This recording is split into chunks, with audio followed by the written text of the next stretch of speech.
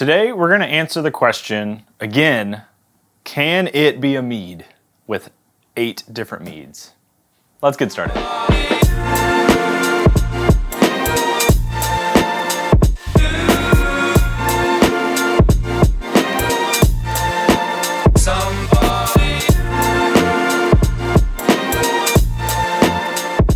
So about 3.5 years ago at this point, I started a YouTube series called Can It Be a Mead? It's a series many of you guys liked and people have requested for me to bring back, and I haven't yet, I should. Where I basically spun a wheel or multiple wheels with different ingredients and then forced myself to make a mead based off the ingredients that the wheel spun. So I have a bunch of them in front of me, aged at various lengths because I made them over the course of many years. The oldest one I have here is about 3.5 years old, and the youngest one I have here is about 2 and some odd. So, I mean, we've been sitting for a while on some of these. We're gonna answer the question today, do these mead combinations hold up over time? I don't have all of them, spoilers. I unfortunately did not keep bottles in my move and all those things of each one, but I've got 8 of the 10, so I'd say that's pretty good. So I don't have episode 1, which was grapefruit and vanilla and honey, of course. Don't have that one, but we're gonna start with episode 2. Episode 2, the wheels were spun and we got jalapeno, watermelon, and cinnamon. This guy right here. Again, aged, wow, we're June 2020. So right now I'm recording this, spoilers and how long it takes for me to post content. I'm recording this in the end of March of 2024. So we're close to 4 years on this actually. And I can spoil something for you. I know this one's gonna explode because I re-fermented some, so here you go. Let's make a little bit of a mess real fast. I should have made this one cold, but I didn't. Hey, didn't explode, but it definitely is carbonated. Watermelon, which used watermelon amaretti flavoring. Cinnamon stick. And jalapeno, true jalapeno. It's pretty clear. I mean, that's like if you were to hand this brew to somebody, you'd say that's a pretty good looking brew. Very vegetal on the nose. I don't remember the ABVs or stuff on this, so did I put them on here? 10.6% is what I have reading. Okay. And what kind of honey? Orange blossom honey. Not that it really matters in this context. Ooh, it's jalapeno, but it's vegetal jalapeno, not quite heat. I think I de-seeded the jalapenos. The cinnamon and jalapeno are there. The watermelon is zapped. There's no watermelon left. The dry factor is kind of odd. It needs some sweetness. That might bring up the watermelon. It does have some heat though.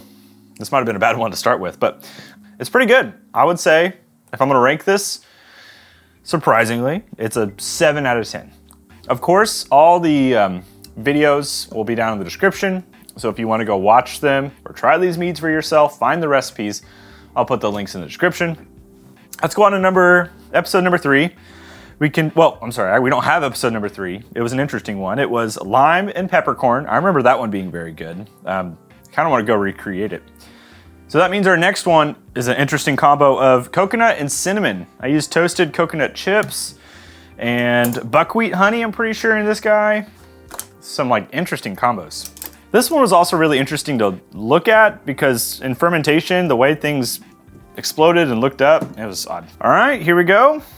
Coconut, cinnamon. I mean, it looks really cool. It looks like a definitely buckwheaty color that stained the bottle. Look how, oh man, this bottle is done. It's okay, let's see how it tastes. Definitely use buckwheat honey, I can smell it. It's on the nose. It's got a roastiness from the buckwheat, but also the coconut has this aromatic profile, of course. Here we go. Oh man, I haven't had this one in a long time. I've made 300 and some odd meads now, and there are ones I remember very well. I remember this one very well. It tastes very smooth. Coconut is apparent. Buckwheat honey is pretty strong. The cinnamon is like a slightly there, but it's not super strong. Honestly, coconut, cinnamon, very good combo. However, the buckwheat honey is carrying this guy pretty heavily. So I don't know how well it would work with like wildflower or orange blossom or something like that, but it'd be interesting to see. Pretty smooth though. I don't know the percentage, but it's on there. Coconut and cinnamon, I'm gonna put that guy at an 8.5. That's pretty dang good. I don't know if I'm leaving myself room to go though. Next up, we have another one that I remember liking a lot, which was the Tart Heart. I actually gave this one a name. Pomegranate Clove was the combo we used, and we used buckwheat honey on this one as well. I guess I had a fascination with buckwheat honey because I used it here and I used it here. I still think buckwheat honey is fun. I have some I need to use actually, so I'm reminding myself of that. Just has to be used well. All right, here we go. Pomegranate Clove, looking good. About the same color as our previous one, maybe a little more red. Ooh, much more sharp nose, a lot more bright fruit. Honestly, tame nose otherwise. All right, here we go. Ooh, the clove is really risen over time. It's very apparent. Pomegranate's clove has gone up, interestingly. Pomegranate has gone down. I remember the pomegranate being heavier here.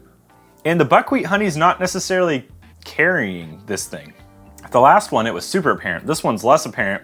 This is pretty smooth. I do like the combo of pomegranate and clove. Pomegranate's kind of tough to use because it's acidic. There's some acidic nature here, but the clove adds like a kind of a rounding effect. I think the buckwheat honey also gives some warmth there to fight some acid or high profile. Honestly, not bad. Aged well.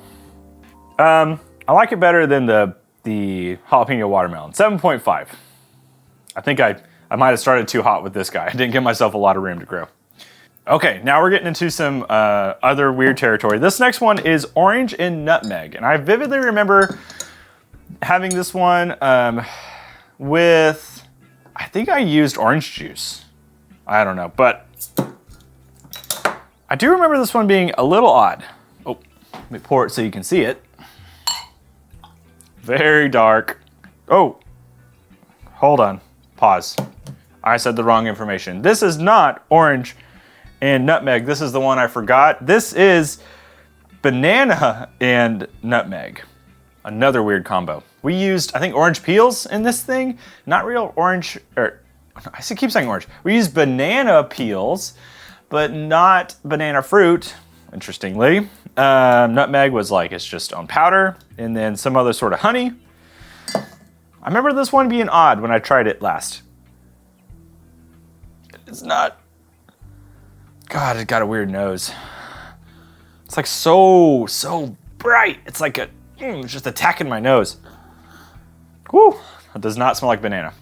Here we go, banana, nutmeg. This is from episode 7. Woo.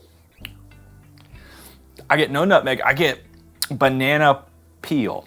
Like you just took some banana peel and just kind of put it in your face. Banana peel is not the way to go on this guy. So it's like acidic-y, like weird tasting.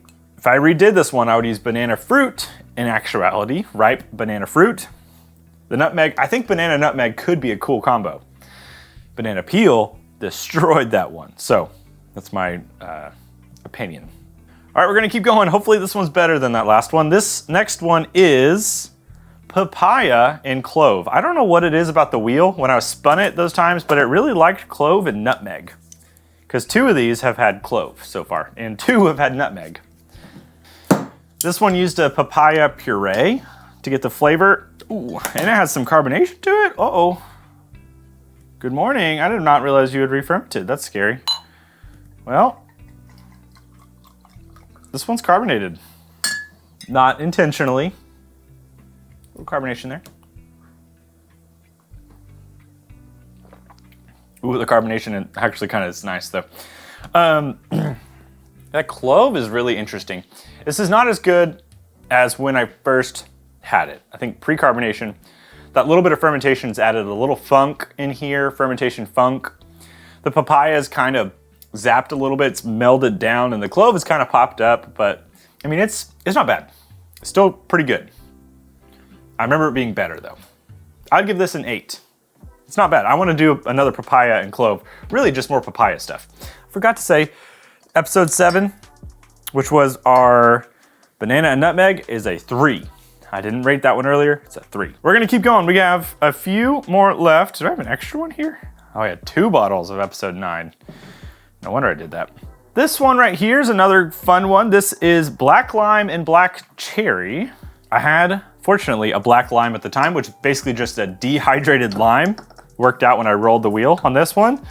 This one is very reminiscent of, if I remember correctly, a cherry limeade, but like a darker bochet version. We bochet the honey. What else do we do? Black cherry juice, I think. Ooh, nose is hard to get to on this one. Not very strong. Let's just try it.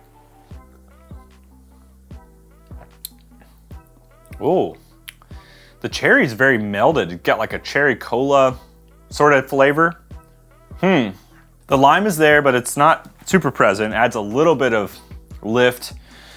The dominating factor here is the honey at this point. It's got the bochet character honey with a little bit of cherry flavor and a little bit of lime. It's got like a, I mean, if you were to carbonate this thing, it'd be like a little bit like a cherry cola with some lime in it, but it's not super, it doesn't have a lot of brightness to it. Very warm tasting, which is interesting. I'll give that guy a 7. Not bad. The final one, episode 10, the last time I did this series, I spun the wheel and added a honey wheel at that point. So that wheel spun and got pumpkin blossom honey. We used plum and cinnamon. So here is our last one. Pumpkin honey, plum, cinnamon. Ooh, that nose is funky. I used a plum, something I got off Amazon. That was like a almost syrupy thing. Weird. I don't even know how to describe that nose. Spicy, but also rich.